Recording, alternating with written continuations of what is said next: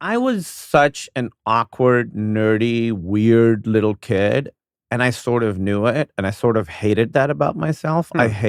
I've always known that I was smart, and I always had like, okay, I'm not cool, I'm not good looking, I'm not good at sports, but I'm smart. So I was like, that's going to be the thing that's going to like get me. If I ever get anywhere, it's going to be that.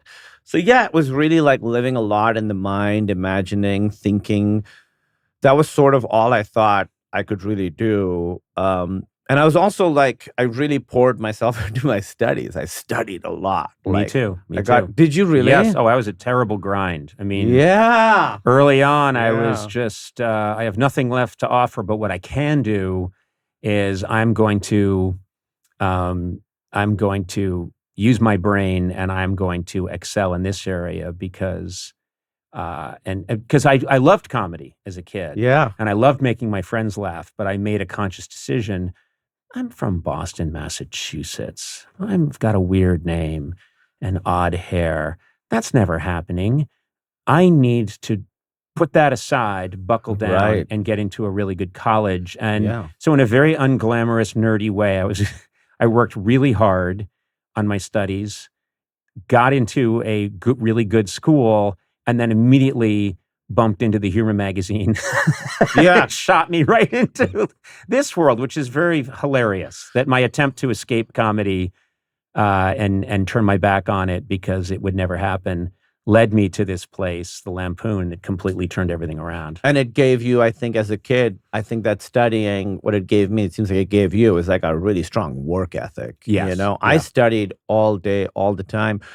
And I sort of do look back. I wasn't really funny until college. I come from a very funny family. My whole family is very funny. Extended family. Everybody's always making jokes. It's clearly like a value for us. Like it's important to all of us to be funny. It's not effortless. Everybody's like trying to get a laugh all the time. But I felt like I couldn't really hang with that until college because I didn't really feel like a person until college because I felt like I had kind of nothing to offer. So I didn't know who I was. Yep. And then in college, suddenly people were like, hey, you're funny. I'm like, oh, I now have an adjective I can use to describe myself. I felt like that was the first time I really felt like I had anything was being funny. And then it sort of became the entire fucking world for a very, very, very long time.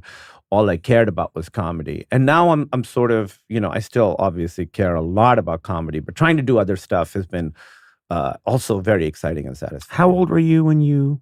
I was 18. 18. I came on my own. I went to college. It's interesting, That's much later than I thought. What did you know about America when you came? What were you thinking? What were your preconceptions? I've seen a lot of movies. Yeah. So, there's gremlins everywhere. Right.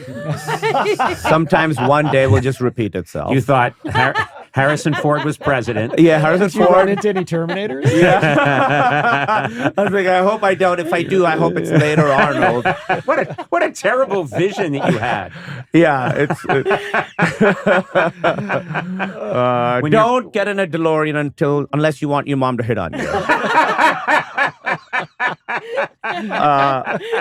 So I grew up, I understood all that about American culture. And all. Did you see our commercials or no? You didn't see the commercials? I didn't really see very much commercials. I had an aunt in Singapore who would record like cartoons off the TV. So I saw like foreign commercials, like Singapore commercials, which were a lot more like American commercials than Pakistani commercials.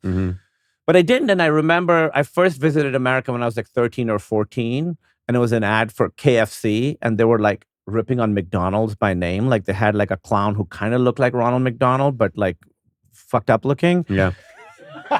And I was like, how can they do that? They could just make fun of another company? I mean, I'm still wondering right now how they could do that. Yeah. You can't go after Ronald. You can go after McDonald's, but you can't. You can't go after Ronald McDonald. Wow, you're so angry about it. Well, he's like a It's religious okay. figure, you know? Okay. Yeah. It's Santa Claus, the Pope, Ronald McDonald. Ronald McDonald. That's when With him. McDonald's burned the Colonel in effigy as Yeah. a retaliation. It became a huge war. Yeah, here. it was like East Coast, West Coast. Yeah. It got really, a lot of people died. Yeah. There's a lot of They sent Burger Violence. King Yeah. in to mediate. Yeah, Hamburglar became ham murderer. Yeah, it was. So I knew that about American culture, but I was gonna say,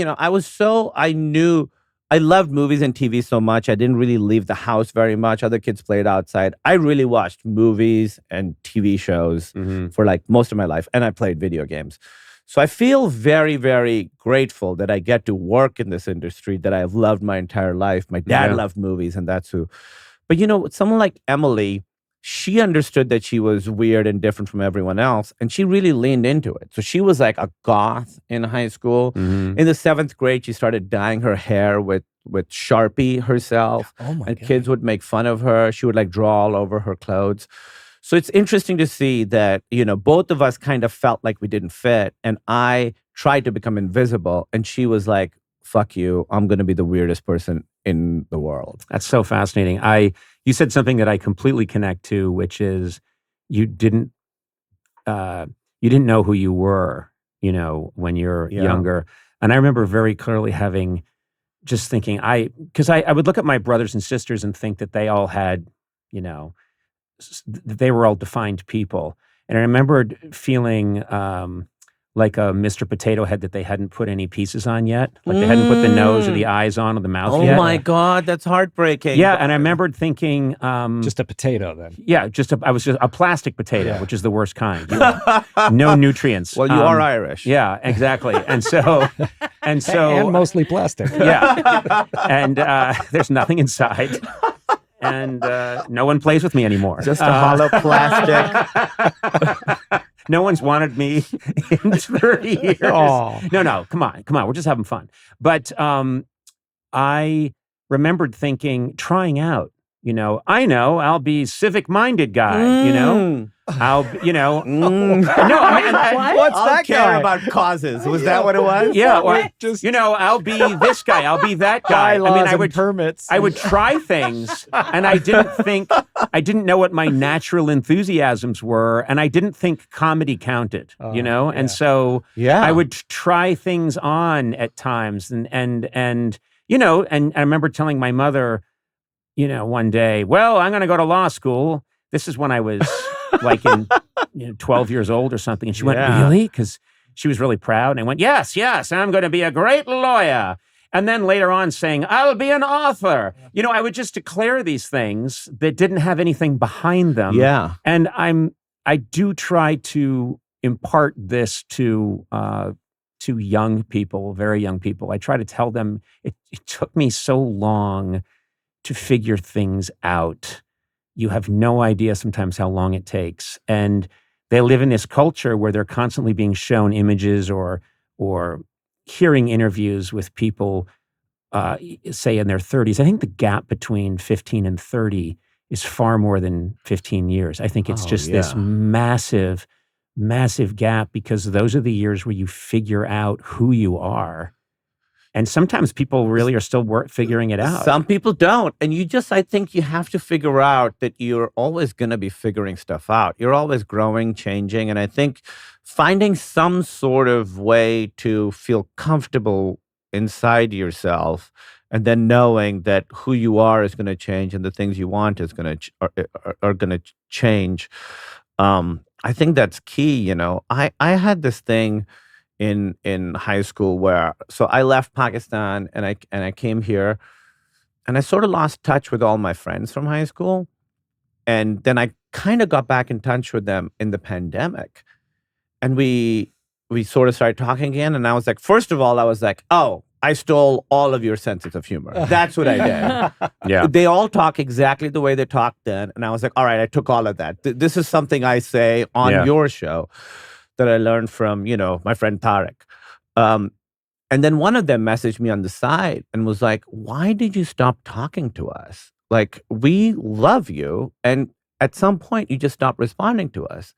And I realized that I thought in high school that I was this like charity case, because I felt I had nothing to offer. Mm-hmm. And I thought they were just being nice to me. That's why they wanted to hang out with me. And I told him that. And he's like, that's crazy. We all really liked you. Oh. And I just at that age could not imagine anybody liking me, because I didn't think that there was anything to like.